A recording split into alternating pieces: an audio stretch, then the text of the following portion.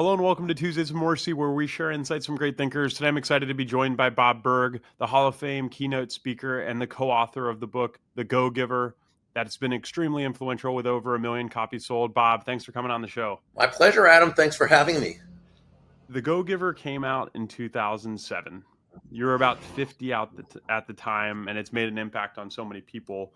I'm curious to learn, what was the lessons that you learned personally that inspired you to write this book? Uh, well, I was very fortunate to be brought up by two great parents who really demonstrated to me by their actions what living a life like this is in terms of focusing on bringing value to others and so forth, which I think is where it all begins. My co-author John David Mann also had a similar upbringing, so I think we had a great advantage in that way. Uh, But then, you get out into the business world and in your young 20s and you start seeing things, the people doing things in certain ways. And sometimes people did things that were congruent with your beliefs, and other times people did things that were not. And you saw different results for different people. And sometimes things, kind of didn't seem to be right or correct, and other times they did, and so forth. But here's what I think it comes down to: you start to notice patterns, and a pattern I noticed was that those people who truly focused on making life better for others, okay, especially in the sales realm, where Mhm. we're talking about people who really had a genuine caring for their customers, or leaders who had a genuine caring for those they led, those on their team. These were the people who were typically the most successful, but also the most sustainably successful. It lasted. And not only were they successful financially, which they were, but they were also successful in terms of feeling good about themselves, having great personal relationships, enjoying what they did for work, and so forth. So it was something that I wanted to follow and live my life that way. And John and I both, on our own journeys, were uh, people who studied success. I mean, he was an entrepreneur, and I was a sales guy and then entrepreneur, and so reading lots of books and getting to talk to people. And of course, as a speaker, I've gotten to meet some of the most successful people in the world. And John, as a writer, has gotten to do the same. And we both have interviewed lots and lots and lots of people. They might have been informal interviews, but they were interviews. And so we got to see certain principles that repeated themselves time after time. And when John and I got together to do this book, one of the things we just asked ourselves, so what is it that successful people do every time if they were going to enjoy sustainable success? And from there, we discussed and came up with these principles. Of course, we didn't come up with the principles. These are principles that have been used since time immemorial, but maybe we codified them a little bit, gave them our own names, and wrote a story around it. John really being the lead storyteller and writer. I mean, I'm a how-to guy. John's a fantastic writer. And so that, I think, those are that's what we brought to that's what inspired us to put the book together as we did. Yeah, the ability to know the lessons is one thing, but to be able to put the lessons in the context of a story to magnify impact is another thing. What inspired you guys to put it in the context of a story?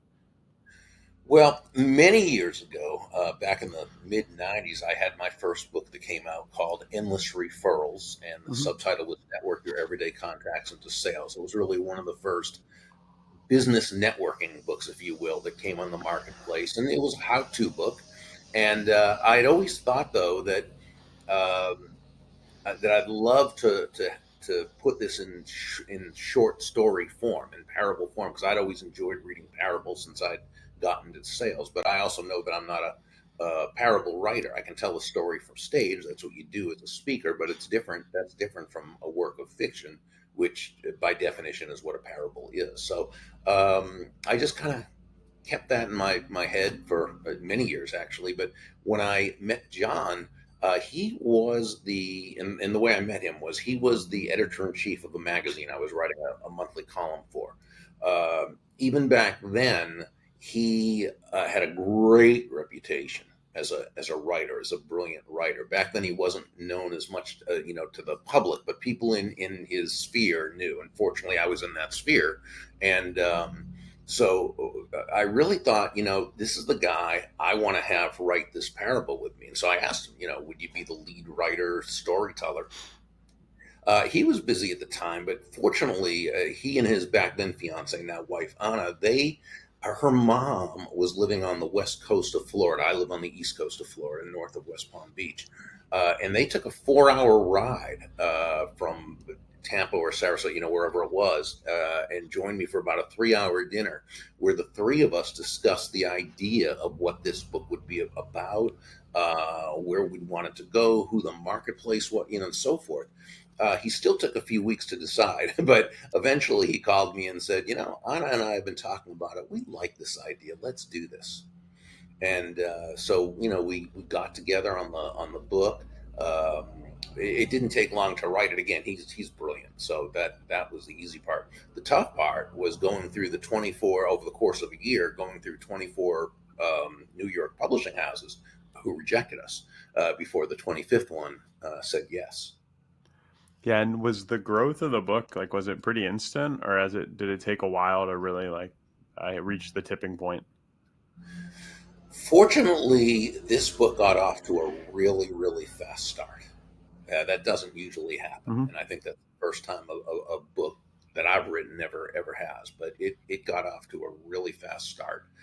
We had a lot of people behind it because John and I had both established a lot of relationships in our field. So we had a lot of people that we seeded the Yeah, marketplace. We got a lot of books out there to influencers, and I'm not talking about you know Instagram yeah, influencer. And there wasn't even an Instagram. I don't think there might have been. I don't think so. But I just mean influencers, people who are corporate leaders, sales managers, different people in different fields and they helped get the book out there. And we were just, we were really happy to have that kind of support behind it. yeah. I'm excited for today to have a conversation about uh, some of the lessons from the book and how they apply to like our work life and our personal lives. But to lay the foundation, I want to talk a little bit about the 5 trade secrets, and I'll read them here, and then we'll take a deeper dive into them. But the 5 trade secrets are: your true worth is determined by how much more you give in value than you take in payment. That's the law of value. Yep. Your income is determined by how many people you serve and how well you serve them. Yeah, the law of compensation. Your influence is determined by how abundantly you place other people's interests first. The law of influence. The most powerful gift you have is you. Yeah, the law of authenticity. The key to effective giving is staying open to receiving. Yes, the law of receptivity. Yeah. In the time since this book's come out, how do you feel about how we're doing as a culture? Do you feel like we're moving closer to these ideals or moving farther away from them?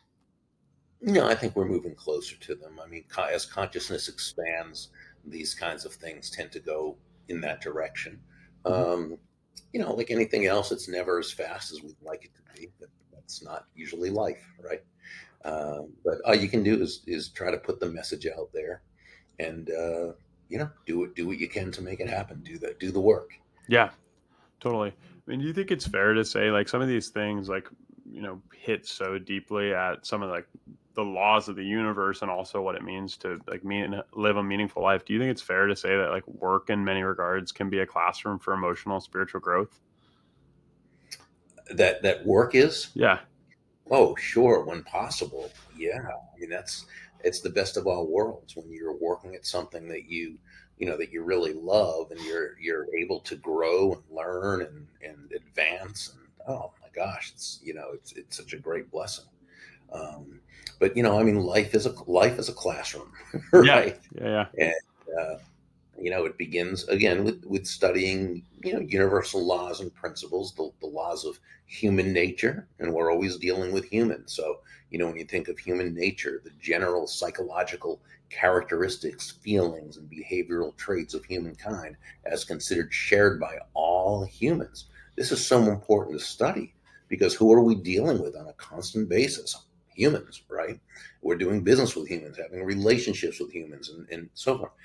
And so when you can learn and study that, it's powerful. And there's the laws of physical nature, and it's understanding why things work the way they do in the physical world, which is also important. There are the laws of economic nature, understanding marketplaces and so forth, and how money works, and how so all these things have their place, and they're all very, very important. So the way we can the more we can learn about how the world around us works, I think the more advantage we have. And to me, it's a lot of fun trying to figure this stuff out. Yeah. I want to talk a little bit about beliefs. When I recently reread The Go-Giver specifically, and the thing that hit me the hardest was the around beliefs and personal responsibility. The world treats you the way you expect to be treated. Can you speak a little bit about that? Sure. And here's I think the big thing about that. We cannot control a whole lot of stuff. I mean, we can't control. What I mean is, there's a lot we cannot control. Mhm. Okay, there are things we can control. The Stoics of old used to talk about that, right? That focus on what you can control, and don't concern yourself with what you cannot control, because if you try to control what cannot be controlled, you're going to live in misery. I think there's many religious traditions that teach that, aside from philosophical traditions. Okay, and what you can control is the way you treat others. Okay, and you can't control the way they treat them. You can't control it, but you can influence it. Okay, Mhm.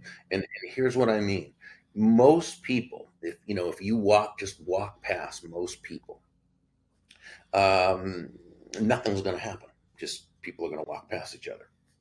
If you smile at most people, they're going to smile back at you. Now, everyone? No, of course not. That's a big world. Mhm. That's not going to happen. Most people? Yeah, absolutely. Um, what I like to say is, when we talk about positive expectation, right? The world treats you the way you do. So let's say you're looking at this world as a positive world, a world which is a friendly world, a world where, again, doesn't mean there's not lots of bad things, doesn't mean there's not evil in the world, doesn't mean any of that thing. Okay, but let's say you look at the world generally as a benign or even benevolent place. Okay, and so you have positive expectation when dealing with people. And what I say is that positive expectation works not through some magical, mystical reason, not because your positive expectation changes them. It's that your positive expectation changes you. And that's what changes them. Can I give you a quick example? Please. Let's say you're about to go into City Hall, right? A place filled with bureaucracy and red tape and all the yucky things that, right? And you're because you need to get some what do you call it? A permission to do it. I Yeah, can't remember. a permit. A Yeah. permit. Thank you. And so you go into this person's office, this bureaucrat's office, and you're thinking, oh, this person, city hall bureaucrat, government employee, is going to try to make life difficult for me. And so you go in ready for a fight, right? And you have this look on your face, and you're ready to go in there, and the person, greets you, and you tell them what you need, but you're kind of aggressive about it, and you're right. Well, the chances are that this person is going to react in kind, not respond in a good way. They're going to Mhm. react. It's going to be very quick, and it's not right, and they're going to be that person who you're expecting them to be in that negative way, and they're going to make things tough for you, because who likes to be treated like that? Who likes to be thought of like that? On the other hand, before you go into this office, you picture in your mind this person. Sure, he's a bureaucrat, that's a position, but that's not who he is or she is. And you expect that person to be kind and wonderful and warm and helpful and considerate. And so in your mind and in your heart, that's how you're seeing it. So what happens? You take on this attitude of gratitude, and you like this person, and you're kind and you're right. And so you go into this place full of gratitude for this person and how they're going to help you. And you greet them in that way. And they feel that in your energy and they see that on your face. The chances are they're going to be very, very helpful. Now, again, 100% of the time, of course not. That wouldn't be realistic. But most of the time, absolutely. Yeah, the world pretty much does treat us the way we expect. Yeah. Yeah, I mean, it's exactly the story of the Greek myth Echo. Whatever he put out into the forest is what he got back. If he said, Exactly. I hate you, that's what the forest repeated. And he said, I love you, that's what the forest repeated. You speak a little bit about, we want to have the expectations of a positive um, result, I suppose, or, positive intent. How do you Sure. balance that with um, not falling into outcome orientation? Well, so this comes down to attachment. And attachment is um, any emotion that causes one to be unhappy, okay, if that which they are attached to does not manifest, does not result, okay? That's just a fancy way of saying that if you don't get what you want, you're going to be miserable, okay? Mhm. That's through attachment. If you're attached to a certain outcome and you don't get that outcome, you're going to be miserable. But here's the other thing: if you're attached, okay, emotionally dependent, if you're attached to a certain outcome, even if you get that outcome, you're going to still be miserable. Now, you might be temporarily relieved, but since you were attached to this and your happiness or sense of peace of mind was dependent upon this happening, you're still going to be in an emotional struggle.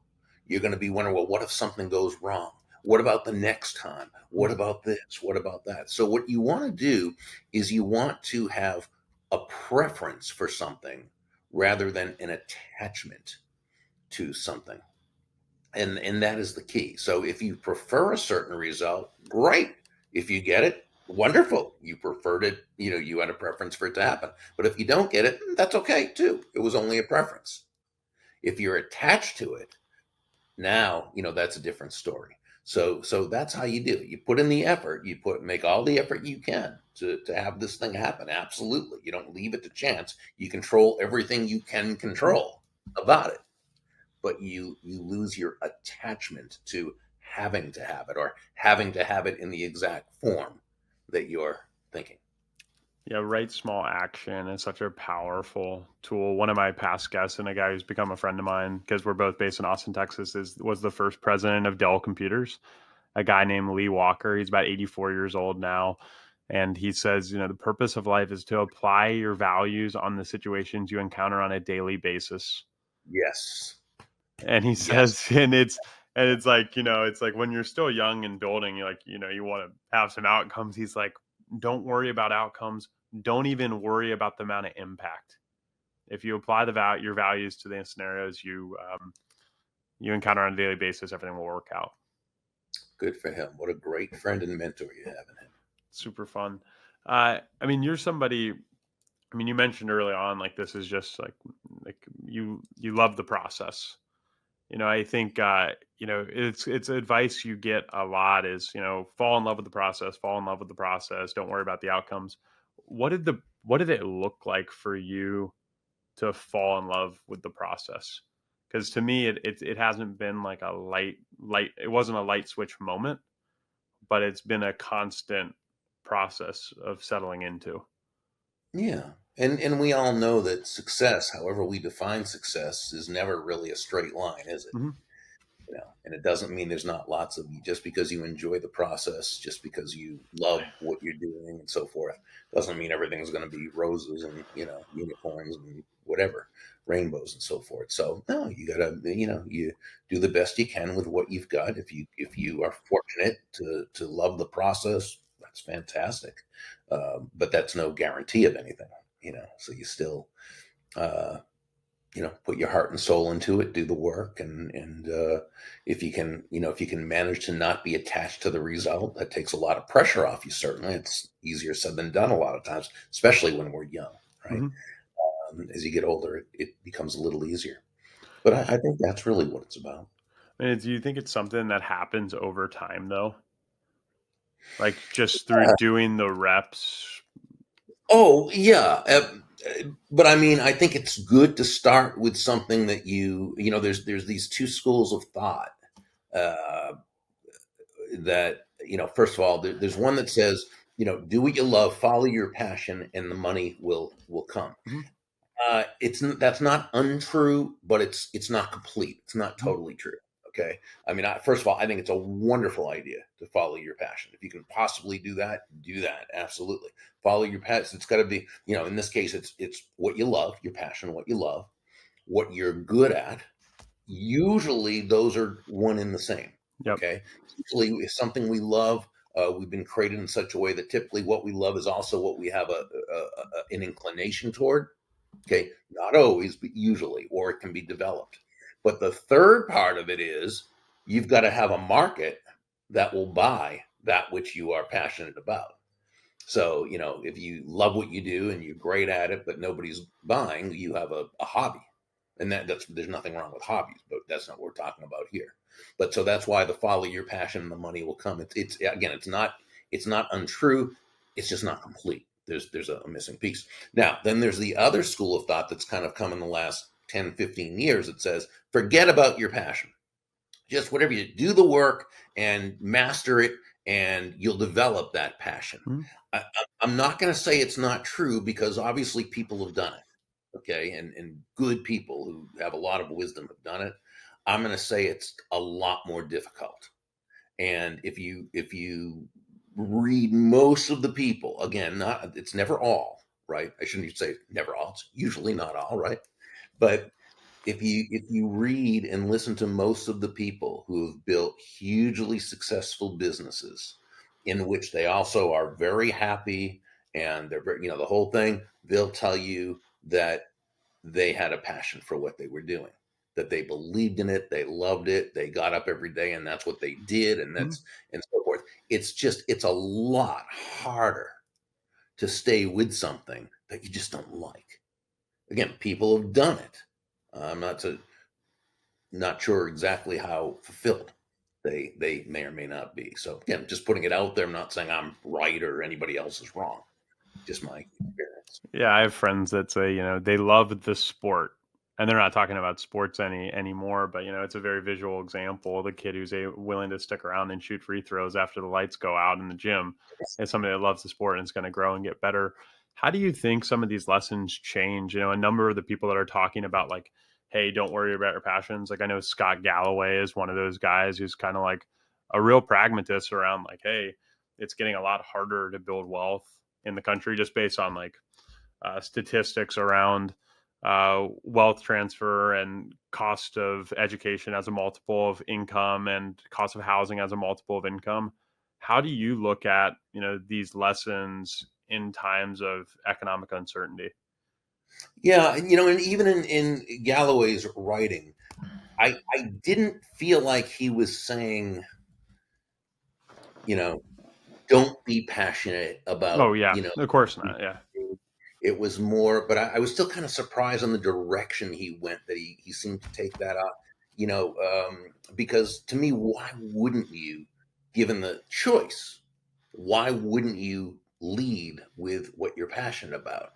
To me, it's the best chances of finding something that's going to be fulfilling and very successful, both financially and emotionally. So I was a little surprised by that from him, but of course he's a brilliant guy, and certainly he knows his stuff and knows what he's talking about. So but again, I didn't get the impression from what he wrote that he was saying no, don't fall. It was almost like saying be prepared Yeah. that you may not get to, that sort of thing. So, Hmm. and again, hey, when the opportunity is not there and you've got to do things that you've got to do, you do them. I mean, that's life. Hmm. I'm just saying, all things being equal, I think the chances are much better for success, both again financially and emotionally, when you love what you're doing. Yeah. But I mean, do you have any thoughts on like some of these laws and like sticking with them? Because I think one of the tough things is like you mentioned like they might not work on the same time frame, and they might not pay off in the ways you expect. And in times of economic uncertainty, I think those things might be a little more pronounced. Yeah. So it still always comes down to creating value and communicating that Mhm. value, but start with creating value for the marketplace, right? And you've got to do that, and especially to the degree that times are. I'll give you just a quick example, and this actually was shortly after the Go Giver came out. John and I received an email from a guy who had a roofing company in the greater Pittsburgh area. So he repaired roofs. And during that time, remember, during that time, the 2000, 2008, 2009 thing, we were going through a financial crisis Mhm. in the country. So people were pulling back on getting their roofs repaired. It's not that they didn't need them repaired or want them repaired, but they didn't want to, invest the money in this when they didn't know what was happening financially and so forth. So this guy's business was tanking, as was many of his fellow roofers. And he said, what they all were doing was trying to pull back on what they were offering because, again, money was tight for everybody. They weren't getting the business they needed. And then he read the book, he read the Go Giver, and he said, wow, I'm going about this just the opposite way. I need to find a way to add more value, not less. Now, that doesn't mean it has to cost you money. Mhm. What he did, and I thought this was brilliant of the guy. I don't think I ever would have thought of this. But so I love hearing these stories from others. He found a way he researched the home insurance companies, and discovered how to best navigate getting the money, the repair money for people who had policies about getting their roofs fixed. So what he would do is he'd now knock on doors, make calls, whatever he was doing in his marketing. He wouldn't ask, do you want your roof repaired? He knew that wasn't the issue. He asked, or he would let them know that what he has done is he found a way that I can help you navigate and get your money back faster with less headaches and the maximum amount that you're entitled to based on your policy. Mhm. Well, his business just went bananas during a very, very tough economic time. What he did is he found a way to add value. I mean, is it always that? Is it that simple? Yes. Is it always that easy? No. No, it takes thought and practice. Yeah, I think what you're alluding to is that oftentimes it's more than meets the eye what people are doing.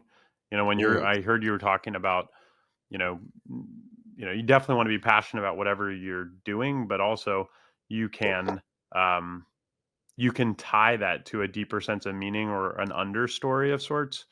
Like in this roofer's case, he's not fixing roofs; like he's helping people protect their homes and their families. So there's ways you can derive meaning, and also yeah.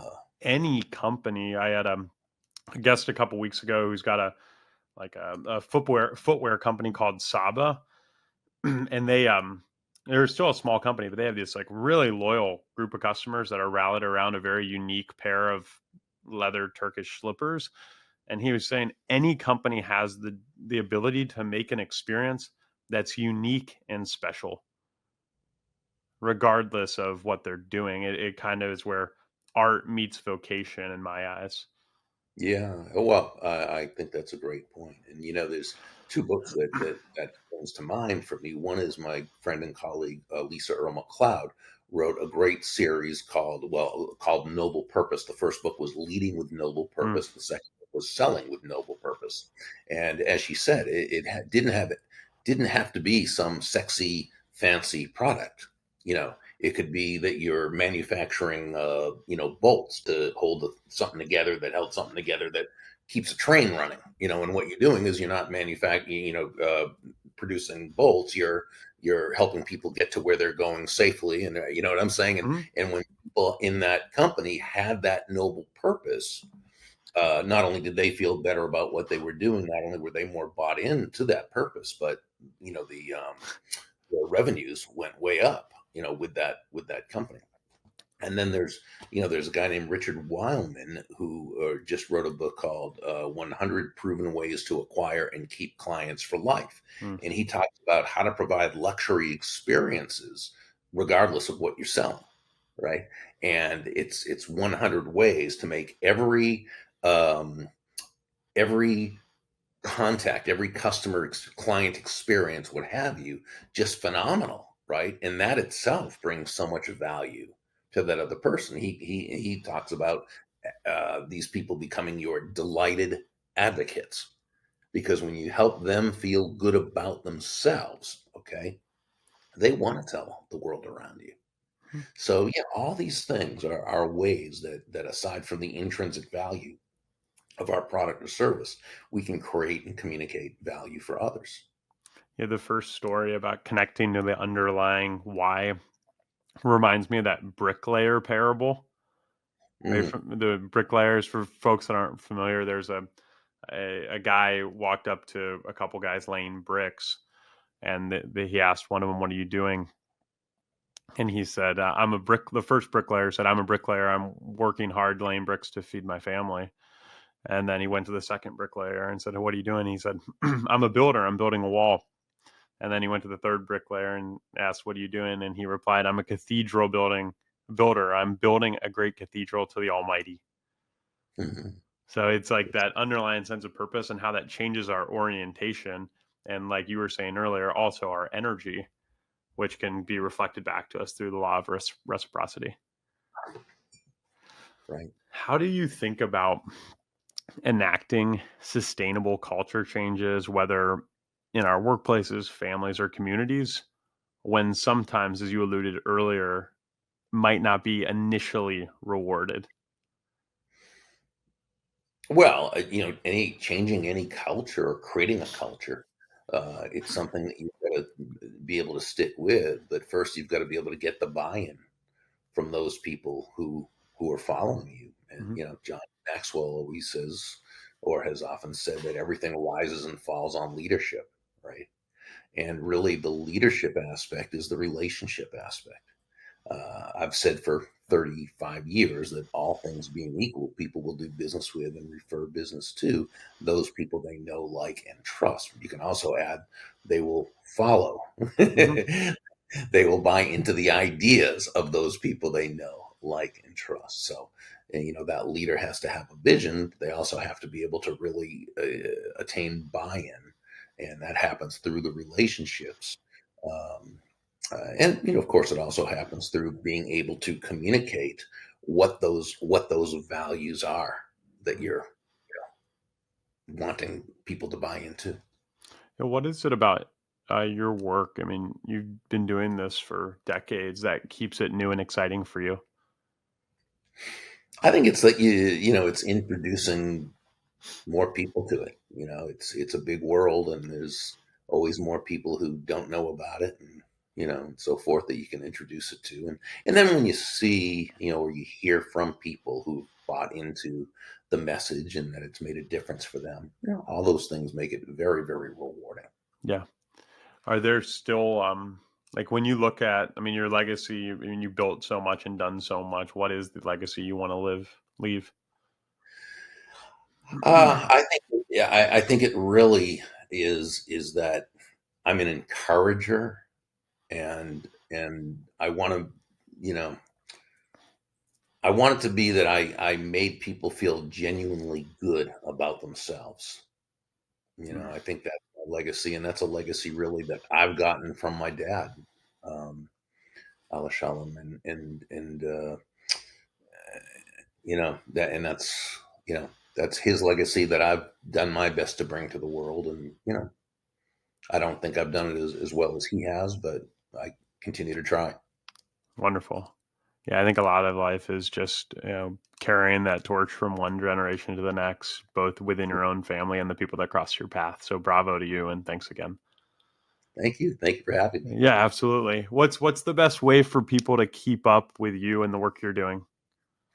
Probably the best way is to go to burg.com. And while they're there, they can subscribe to my daily impact email that I send out Monday through Friday morning. And if they'd like to know more about our SalesWise Live Sales Mastery events, we hold them about once every few months. We hold them at a beautiful hotel in West Palm Beach, Florida. Wonderful. Well, we'll have links to both Burg.com and the Sales Mastery website in the show notes. But Bob, thank you for coming on the show and sharing your wisdom and for all you do to leave an impact in the world. My absolute pleasure. Thanks for having me. Thanks, Bob. Thank you for listening to Tuesdays Mornings. That conversation was with Bob Burg, the Hall of Fame keynote speaker and the co-author of The Go-Giver, an extremely influential book with over 1 million copies sold. What I enjoyed about the episode was hearing Bob's view on the universal laws that can allow us to lead differently, whether in work and in relationships. If you enjoyed the show, share it with a friend, and we'll see you here soon. Thank you.